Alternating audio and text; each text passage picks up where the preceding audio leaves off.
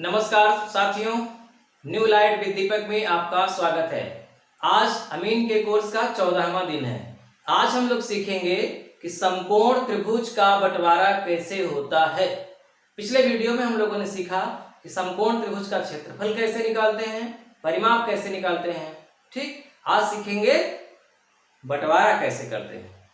तो ध्यान से देखिएगा, पूरी बात आप इसी वीडियो में समझ जाएंगे। हमारे सामने एक त्रिभुज है, समकोण त्रिभुज। बहुत आराम से समझिएगा, कोई जल्दबाजी नहीं है। एक बार समझ जाएंगे, जिंदगी भर के लिए समझ जाएंगे। ये त्रिभुज है समकोण। समकोण है कैसे पता चला? यहां पर 90 डिग्री का कोण बना है, इसलिए समकोण है। और ये जो मान लीजिए लंब है इसका, ये लंब मान लीजिए है 12 मीटर और इसका आधार मान लीजिए है 9 मीटर। और हमें इस खेत को दो भागों में बांटना है। तो अगर दो भागों में बांटना है या 3 या 4, जितने भी भागों में बांटना है, हमें दो तरह से हम इसको बांट सकते हैं। एक तरीका तो ये है कि आप इसे ऐसे बांटें, मतलब यहां से लाइन खींचे इधर, यहां से लाइन खींचे इधर, इसके समानांतर लाइन खींचकर इसका बंटवारा करें। तो अगर आपको इसको इस लाइन के समानांतर बांटना है तो इस रेखा से इस रेखा पर सीधी लाइन खींच करके इसे बांट सकते हैं। तो चलिए हम पहले इसको बहुत आसान तरीके से समझते हैं, मतलब ऐसा तरीका जिसमें आपको क्षेत्रफल भी अभी निकालना ना पड़े। तो मान लीजिए कि मुझे इसे दो भागों में बांटना है, तो क्या करूंगा कि मैं यहां से यहां तक का जो कर्ण है, कर्ण जो है, इस कर्ण का आधा जहां भी जाए वहां टिक लगा दूं। मान लीजिए कि मैंने कर्ण निकाला तो आया 15 मीटर। ठीक है, 15 मीटर मान लीजिए आया, तो 15 का आधा 7.5।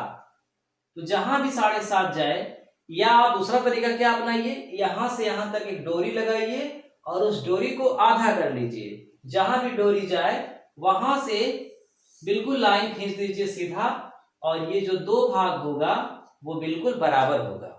यानी इसका क्षेत्रफल इसके क्षेत्रफल के बिल्कुल बराबर होगा, न कम न ज्यादा, और क्षेत्रफल निकालना भी नहीं पड़ेगा। मान लीजिए अगर इसी को 3 भागों में बांटना है, तब क्या करेंगे? अगर 3 भागों में बांटना है तब हम इस रेखा के, यानी कि ये जो कर्ण है, इस रेखा के 3 भाग करेंगे। अगर ये कर्ण 15 आया, कर्ण निकाल लीजिएगा लंब और आधार से। पिछले वीडियो में हमने सिखाया है कर्ण कैसे निकाला जाता है। तो जब आप कर्ण निकाले तो कितना आ गया? 15 मीटर। तो 15 का 3 भाग अगर करना है तो कितना आएगा? 15/3 बराबर 5। तो यहां से नापा 5 यहां आया, यहां से नापा 5 यहां आया। अब इसको इसमें मिला दिया, इसको इसमें मिला दिया, और ये बिल्कुल 3 भाग हो गए। ठीक है, तो अब क्षेत्रफल निकालने की आवश्यकता नहीं पड़ेगी कि कितना कितना आ रहा है, जितना भी आएगा वो सब बराबर आएगा। पहला तरीका ये है। इसी तरह आप इसे 4 भागों में भी बांट सकते हैं, 5 भागों में भी, 6 भागों में, जितना मन हो, जितनी आपकी मर्जी। लेकिन प्रश्न ये उठता है कि अगर आप जैसे ये बंटवारा किए, इस बंटवारे से संतुष्टि नहीं है, जिसका आप खेत बांटने गए वो कह रहा है कि नहीं, मुझे इस तरह नहीं, मुझे बिल्कुल सीधा सीधा चाहिए। सीधा सीधा का मतलब कि अगर 2 भागों में ही बांटना है तो ऐसे लाइन खींचिए, ये एक भाग ये और एक भाग ये, और ये दोनों का क्षेत्रफल बराबर रहना चाहिए, ऐसे बांटिए। तो अगर ऐसे आपको बांटना है तो ये बंटवारा थोड़ा सा कठिन होता है। ये पूरी तरह से मैथ पर आधारित है, गणित पर आधारित है। तो इसके लिए आपको गणित का एक नियम सीखना पड़ेगा, तब आप इसको ऐसे बांट सकते हैं, अन्यथा नहीं। या फिर बिना गणित के बांटना है तो वही तरीका। अगर ये तरीका सीखना है तो आपको गणित सीखना पड़ेगा, क्या जो मैं बताने जा रहा हूं। इसको ध्यान से समझिएगा, जीवन भर काम आएगा। अभी मैं इसको 2 भागों में बांट रहा हूं,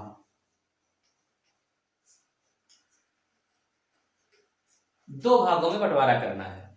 हम क्या करेंगे? सबसे पहले इस पूरे त्रिभुज का क्षेत्रफल निकालेंगे, यानी कि पूरा क्षेत्रफल। पूरा क्षेत्रफल। त्रिभुज समकोण है तो बस लंब का आधार में गुणा कर दो और जो आए उसमें 2 का भाग कर दो। तो 12 नवैया 108 बटे 2, 108 का आधा 54 वर्ग मीटर। ये जो खेत है इसका क्षेत्रफल आया 54 वर्ग मीटर। 54 के 2 भाग कर दीजिए क्योंकि खेत को 2 भागों में बांटना है। 54 के जब 2 भाग करेंगे तो आप समझ रहे हैं 27 27 आएगा, क्योंकि 27 और 27 54 होता है। यानी कि ये जो भाग है ये पहला भाग है, इसका भी क्षेत्रफल 27, ये जो दूसरा भाग है इसका भी क्षेत्रफल 27 होना चाहिए। कैसे होगा?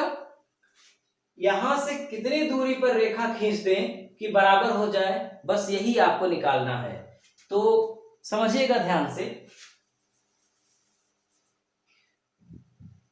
पहला बिंदु को मैंने मान लिया A, ये दूसरा बिंदु को मैंने मान लिया B और ये तीसरा बिंदु को मैंने मान लिया C।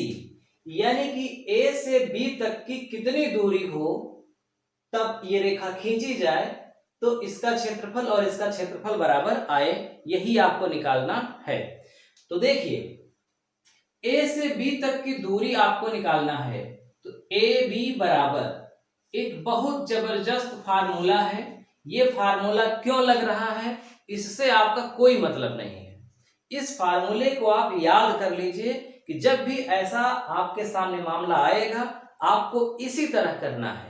ये क्यों करना है? ये गणित का सब्जेक्ट है, आप गणित नहीं पढ़ रहे हैं, आप अमीन का कोर्स कर रहे हैं, खेत का क्षेत्रफल निकालना और बांटना। तो मैं जो भी आपको जुगाड़ बता रहा हूं, तरीका बता रहा हूं, उसे आप याद करिए। वो तरीका ऐसे क्यों है इसके चक्कर में मत पड़िए। तो देखिए क्या करेंगे हम कि ये जो चिन्ह बना है ये वर्गमूल का चिन्ह है। इसका मतलब कि इसके अंदर जो कुछ भी होगा उसे हम हल करेंगे लास्ट में और उसका वर्गमूल निकालेंगे। वही वर्गमूल ही A से B तक की दूरी होगा। अब देखिए क्या करेंगे, पूरे जो खेत का क्षेत्रफल है, पूरे खेत का क्षेत्रफल हम लिखेंगे नीचे। पूरे खेत का क्षेत्रफल कितना है? 54। ठीक है। उसके बाद एक भाग का निकालना है। A से B तक में कितना भाग आ रहा है? पहला भाग। तो पहले भाग का क्षेत्रफल कितना आएगा? 27। यानी 27 बटे 54 लिखना है। पूरे खेत का क्षेत्रफल प्लस मतलब ऊपर अंश के रूप में पहले भाग का क्षेत्रफल और गुणा कर देना है यहां से यहां तक की जो पूरी लंबाई है उसके वर्ग का। तो पूरी लंबाई कितनी है? 12 गुणित 12। मैंने क्या बताया? आपको वर्गमूल का चिन्ह बनाना है, पहले भाग का जो क्षेत्रफल है उसे ऊपर लिखना है, पूरे खेत का क्षेत्रफल नीचे लिखना है और गुणा कर देना है यहां से यहां, यानी कि ये जो लंब है 12 इसके वर्ग का। वर्ग का मतलब 12 का 12 में गुणा। अगर ये 15 है तो 15 का 15 में, 16 है तो 16 का 16 में, जो भी है उसका उसमें। अब क्या करेंगे हम? अब इसको हल करेंगे। हल करने का मतलब कि हम गुणा करें, कितना आया?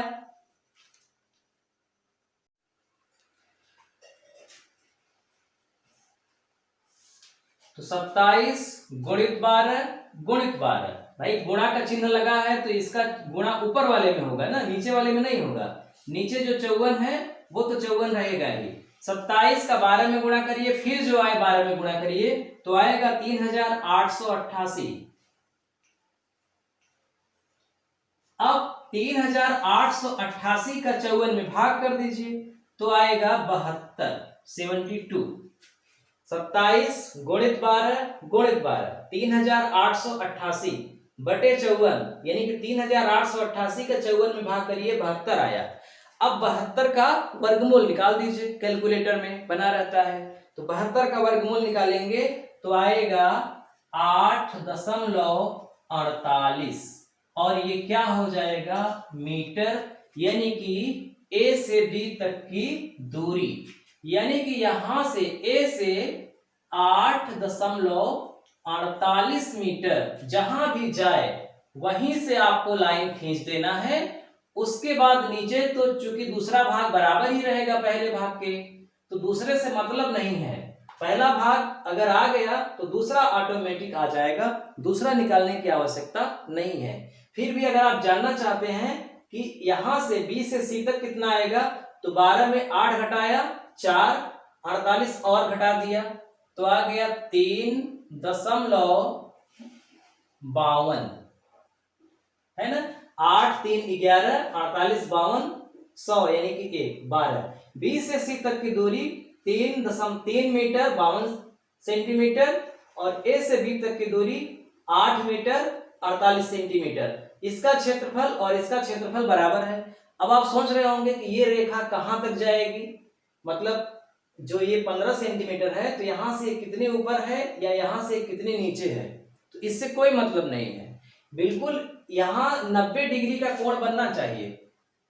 जब आप रेखा खींचेंगे सामने तो यहां 90 डिग्री का कोण रहना चाहिए, यानी कि गुनिया का प्रयोग करना है आपको।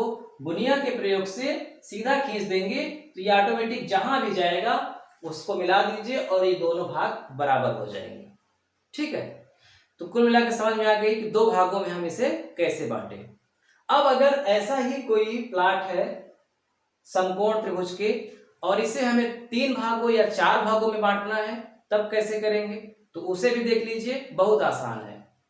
ये आपके सामने एक प्लाट है जिसका लंब है 20 मीटर, आधार है 15 मीटर।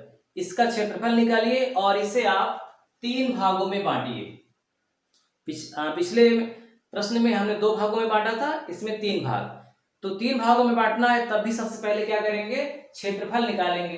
तो पूरा क्षेत्रफल कितना हो जाएगा, 20 गुणित 15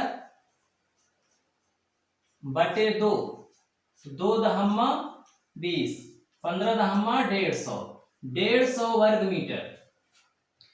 3 भागों में बांटना है तो 3 भाग कर दीजिए 150 के, तो जाहिर सी बात है 50 50 और 50, 3 भाग हो गए 50 50 50 के। मान लीजिए कि काल्पनिक रेखा मैं खींच रहा हूं, एक रेखा ये हो गई, एक रेखा ये हो गई, मान लीजिए।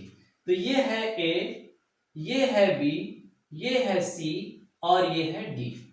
हमें पता करना है कि ए से बी तक कितनी दूरी पर जाकर के ये रेखा खींचे।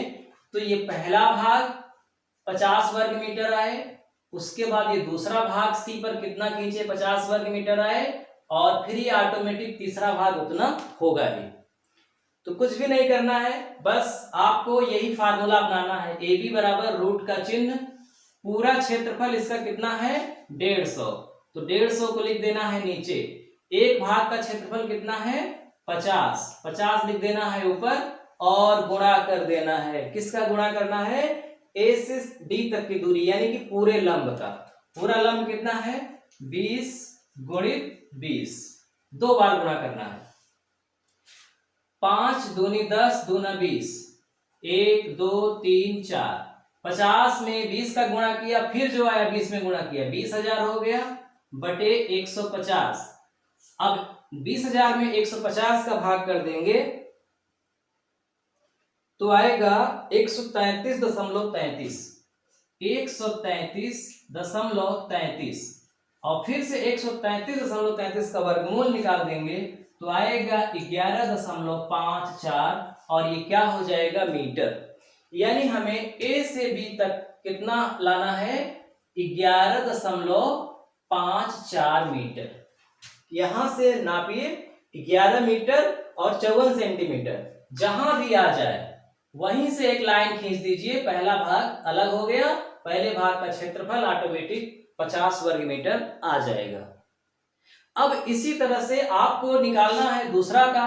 तो जब दूसरा का निकालना है तो ये थोड़ा सावधानी आपको बरतनी है। करना क्या है कि आपको अकेले दूसरा का नहीं निकाल पाएंगे, आप पूरा यहां से यहां का निकाल पाएंगे। यानी ये भाग भी शामिल रहेगा, ये भाग भी शामिल रहेगा, दोनों का एक साथ निकलेगा।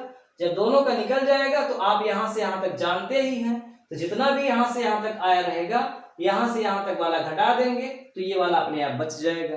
तो करना क्या है, देखो रूट के चिन्ह के अंदर ये क्या आया था पहले भाग का 133.33, तो दूसरे भाग का करने के लिए 2 का गुणा कर दो। किसका गुणा करो, 2 का। किसमें, यहां जो रूट के अंदर आया है, तो क्या हो जाएगा 266.66, और जैसे आपने इसका वर्गमूल निकाला वैसे इसका वर्गमूल निकाल लीजिए, तो आ जाएगा 16.32। 16.32। इसका मतलब ये हुआ ये 16.32 ए से सी तक की दूरी है। ए से सी तक की दूरी है 16.32, यहां से यहां तक की। हमें यहां से यहां तक निकालना है, तो 16.32 में 11.54 घटा दीजिए। 16.32 में 11.54 को घटा दो। 12 में से 4 गया 8, फिर 2 बचा, 12 में से 5 गया 7, 5 में से 1 गया 4, 1 में 1 गया 0। फिर से देख लीजिए 8 4 12, 7 5 12, 1 13, 4 1 5 1 6, 4.78, यानी बी से सी की दूरी होगी 4.78। उसके बाद जो भी बचेगा वो ऑटोमेटिक तीसरा वाला अपने आप आ जाएगा, और तीसरा वाला यहां आएगा 3.68। 3.68, इन तीनों को जोड़ देंगे तो ऑटोमेटिक 20 आ जाएगा। तो इस तरह से आप चौथे भाग का करना है, मान लो 4 भागों का करना है, तो पहले भाग का करेंगे, दूसरे भाग का 2 का गुणा करेंगे, तीसरे भाग के लिए यहाँ 3 का गुणा करेंगे, वर्गमूल निकालेंगे, फिर आगे बढ़ेंगे आप, ठीक है। और चौथे भाग का अपने आप निकल जाएगा। तो उम्मीद है कि पूरी बात आपको समझ में आ गई होगी कि समकोण त्रिभुज को हम कितने तरह से बांट सकते हैं।